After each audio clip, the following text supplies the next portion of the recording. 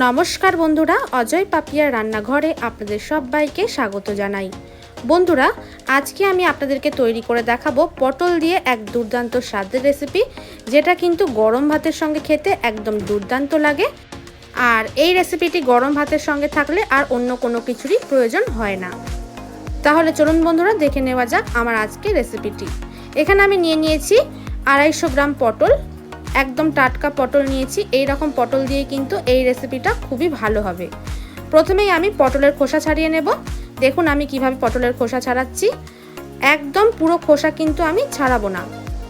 দেখুন আমি কিভাবে করছি, ঠিক এইভাবে পটলের খোসাটা ছাড়িয়ে নিতে হবে। এতে রেসিপিটা যেমন দেখতেও সুন্দর হবে আর এর স্বাদও ভালো হবে। দেখুন একদম অল্প অল্প খোসা আমি ছাড়িয়ে নিয়েছি। আশা করছি আপনারা দেখে বুঝতে পারছেন বন্ধুরা। ঠিক এই রকম ভাবে আমি সবকটা পটল ছাড়িয়ে নেব। যদি আপনারা চান যে পুরো খোসাটাই আপনারা ছাড়াবেন, সেক্ষেত্রে কোনো অসুবিধা নেই। আবার খোসা শুদ্ধ এই রেসিপিটা আপনারা বানিয়ে নিতে পারেন, কিন্তু এইভাবে পটলের খোসা ছাড়ালে রেসিপিটা ভালো হয়। সবকটা পটলের খোসা আমি ছাড়িয়ে নিয়েছি। এবার পটলগুলো আমি কেটে নেব। এইভাবে মাঝখান দিয়ে দুভাগ করে আমি পটলগুলো কেটে নিচ্ছি। দেখুন ভেতর দিয়ে পটলটা কতটা কচি। ঠিক এই রকম পটল দিয়ে কিন্তু এই রেসিপিটা ভালো হবে। চেষ্টা করবেন ঠিক এই রকম পটল নেওয়ার জন্য। এবার আমি পটলের ওপর দিকটা এইভাবে একটু ছুরির সাহায্যে চিড়ে চিড়ে নিচ্ছি। এতে পটলের মধ্যে নুন ঝাল সব কিছু ভালোভাবে ঢুকতে পারবে। দেখুন সবকটা পটলই একইভাবে আমার কেটে নেওয়া হয়ে গেছে ঠিক এইভাবে। এবার আমি পটলগুলো ভালোভাবে ধুয়ে নিয়ে ফিরে আসছি।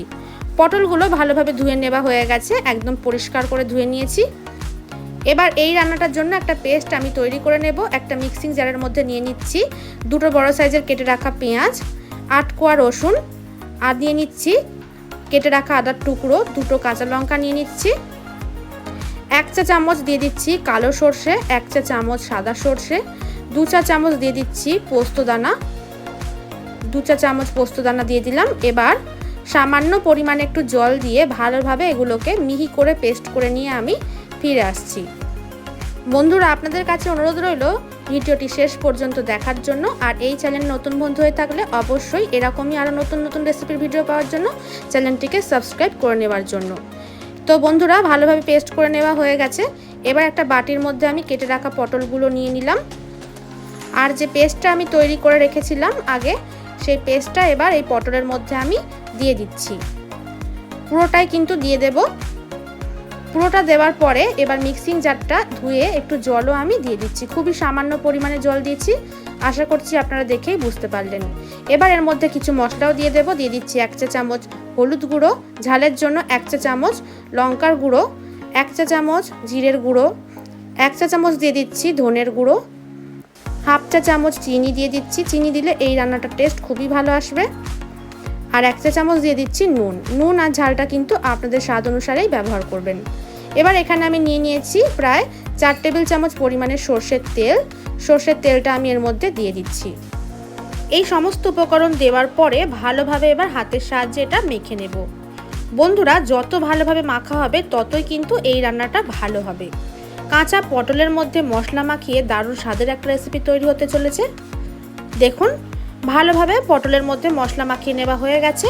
এবার আমি এখানে একটা স্টিলের টিফিন কারি নিয়ে নিয়েছি, একটু বড় সাইজের। এবার এই টিফিন কারির মধ্যে মশলা মাখানো পটলগুলো নিয়ে নিচ্ছি। যেই বাটিটার মধ্যে আমি মশলা মাখিয়েছিলাম সেই বাটিটা ধুয়ে সামান্য পরিমাণে একটু জলও আমি এর মধ্যে দিয়ে দিলাম। এবার ওপর দিয়ে আমি কিছু কেটে রাখা টমেটো নিয়ে নিয়েছি। এখানে টমেটোগুলো এইভাবে সাজিয়ে আমি পটলের মধ্যে দিয়ে দিচ্ছি। দেখুন কতটা সুন্দর দেখাচ্ছে। আর ওপর দিয়ে আমি 4টে কাঁচা লঙ্কা চিড়ে রেখে দিয়েছিলাম, সেটা এইভাবে সাজিয়ে দিয়ে দিলাম। এখনই এতটা সুন্দর দেখাচ্ছে বন্ধুরা, মনে হচ্ছে এখনই এটা খেয়ে নেওয়া যাবে। এবার টিফিন কারির ঢাকনা বন্ধ করে দিলাম। এদিকে আমি ওভেনের মধ্যে কড়াই বসিয়ে নিয়ে ঢাকা দিয়ে জল গরম করে নিয়েছি। দেখুন জলটা কিন্তু ভালোভাবে গরম হয়ে গেছে। এবার জলের মধ্যে আমি একটা স্ট্যান্ড বসিয়ে টিফিন কারিটা স্ট্যান্ডের মধ্যে বসিয়ে দিলাম। দেখুন জলটা কিন্তু আমার এখানে আরও প্রয়োজন, তাই আমি জল দিয়ে দিচ্ছি। টিফিন কারির গায়ের মধ্যে কিন্তু জল লেগে থাকবে, এমন জলই কিন্তু দিতে হবে। দেখুন আমি কিভাবে জলটা দিয়েছি, ঠিক এইভাবেই দিতে হবে। এবার ঢাকা দিয়ে এই রান্নাটা করে নেব মিডিয়াম ফ্লেমে 40 মিনিটের জন্য। 40 মিনিট পর আমি ঢাকনাটা খুলে আপনাদেরকে দেখাচ্ছি বন্ধুরা। গ্যাসের ফ্লেম বন্ধ করে দিলাম। এবার ঠান্ডা করে নেবার পর আমি টিফিন কারি কড়াইয়ের মধ্যে থেকে নামিয়ে নিয়েছি। এখন কিন্তু পুরোপুরি ঠান্ডা হয়ে গেছে। দেখুন বন্ধুরা কত সুন্দরভাবে তৈরি হয়েছে পটল ভাপা, আর কতটা লোভনীয় হয়েছে সেটা তো বলার আর বাকি রাখে না। এবার আমি গরম গরম ভাতের সঙ্গে এটা সার্ভ করে দিচ্ছি। গরম ভাতের সঙ্গে এই রেসিপিটা থাকলে কিন্তু আর কোনো কিছুরই প্রয়োজন হয় না। এক থালা গরম ভাত কিন্তু নিমেষেই শেষ হয়ে যায়। আপনারা অবশ্যই একবার বাড়িতে বানিয়ে খেয়ে দেখুন। একবার বানিয়ে খেলে কিন্তু বারবার খেতে ইচ্ছা করবে। এটা এমনই একটা রেসিপি। আজকের এই রেসিপিটি কেমন লাগলো অবশ্যই কমেন্ট করে আমাকে জানাতে ভুলবেন না। রেসিপিটি ভালো লাগলে লাইক করবেন আর বন্ধুদের সঙ্গে প্রচুর পরিমাণে শেয়ার করবেন। ভিডিওটি শেষ পর্যন্ত দেখার জন্য অনেক অনেক ধন্যবাদ।